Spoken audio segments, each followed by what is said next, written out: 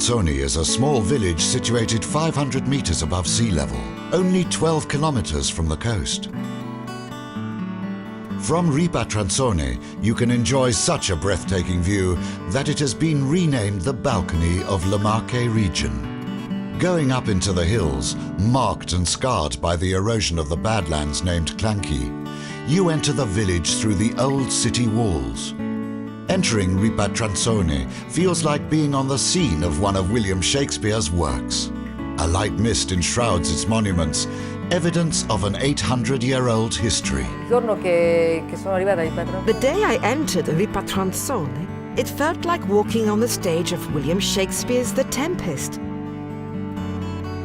It is a good-smelling village. You can almost lose yourself in the intense fragrance of the Mediterranean scrub, the scent of wine and the smell of the land. You can smell it in the air. It is a sweet-smelling village. Even the light in Ripatransone is special. It is clearer, brighter, and it lightens the city walls, making them seem golden and soft.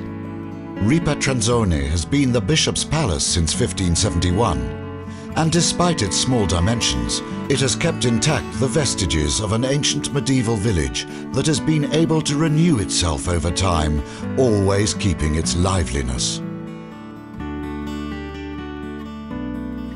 Though it only has 4,000 inhabitants, Ripatransone has several schools. From the nursery school to high school, there are 3 different secondary schools, a teaching and education, modern languages, and a technical college. Moreover, thanks to the importance of its 2 theatres, Ripatransone can almost be considered a city to all intents and purposes. The 74 square kilometers of hilly area constitute a wonderful landscape and are famous for the quality of the local products, the delicious food and wine specialities such as the biologically produced oil and wine, which reflect the Marche's rural traditions. Rich in art and culture, this castle is characterized by a great number of museums and by many handicraft shops, workshops and ateliers. Tourism in Ripatransone mainly has historical reasons, and people here tell particular stories about it. Many tourists, after visiting the village, actually buy a house in the historical centre and not in the countryside as one might think. There are several artists and intellectuals of great prominence living here. A famous English soprano, a director from Berlin, and some translators of Sanskrit, among whom there is also the translator of the Taore. When you enter Ripatransone, you feel like staying and buying a house as a place of inspiration and creativity. The director from Berlin, for example, writes most of his scripts in Ripatransone and then returns to his homeland, Germany, to shoot them. The seat of the Civic Museum of Ripatransone is Palazzo Bonomi Gera, one of the many aristocratic palaces that overlook the main street. The Civic Museum of Palazzo Bonomi Gera is one of the first museums to be founded in Italy, and it was created as Museum Delectat et Instruit around 1870 thanks to its director Don Cesare Cellini. The Civic collection was later expanded by his benefactor, the sculptor Magistrate Uno Gera. The Bonomi family built the palace with all the coats of arms of the aristocratic palace. As you enter the building, you can immediately find a large hall and some rooms that were used as kitchens in the past, and that today house the contemporary art gallery. The architect had to deal with a space that was already defined from an architectural point of view. He had to respect and maintain the fine architecture with its decorations and pre-existing floors, as well as make it inviting for a wider audience. The first task consisted, therefore, in finding the best way of showing these collections and in welcoming the visitors with a cozy and familiar atmosphere. That's why we chose to place the pieces of art near the furniture.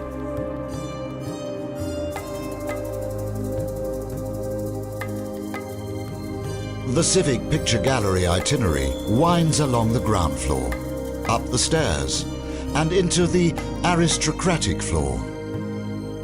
The picture gallery of Ripatransone is divided into historical periods and permits the visitors to learn about different types of painting techniques from the 15th to the 21st century. Among the most famous works, we find Vittorio Crivelli's paintings and portraits, a famous painter from Venice from the second half of the 15th century, which stand out for their importance and great beauty. Salendo sopra lo scalone. If you go up the stairs, you can enter the beautiful party hall, where it is possible to admire the case containing the precious ceramics dating back to a period that goes from the 1600s to the end of the 19th century. There are ceramics from Ascoli Piceno, from Castello in Abruzzo region, but also from Limoges in France. The Bonomi family had collected most of these ceramics since the beginning.